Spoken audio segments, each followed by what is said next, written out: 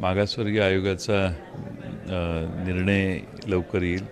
मागासवर्गीय आयोगात अध्यक्ष 2 सदस्य यांनी राजीनामे दिले का तर मंत्र्यांचे आणि वेगवेगळ्या शक्तींचे दबाव येत आहेत, आम्ही काम करू शकत नाही निरपेक्ष बुद्धीनं। आता ते निरपेक्ष बुद्धीनं काम करणारे जे दोघं तिघं होते त्यांनी राजीनामा दिला। सरकारने नवीन अध्यक्ष आणि 2 सदस्य नेमलेले आहेत। त्यामुळं ही जी नवीन कमिटी आहे ती निर्णय करेल। निर्णय जर त्यांनी मराठा समाजात मागासलेला आहे हे जाहीर केलं, सिद्ध केलं, तर मग त्याप्रमाणे कायदा केला जाईल। आणि मुख्यमंत्र्यांनी सांगितलं विशेष अधिवेशन घेऊ आणि कायदा करू।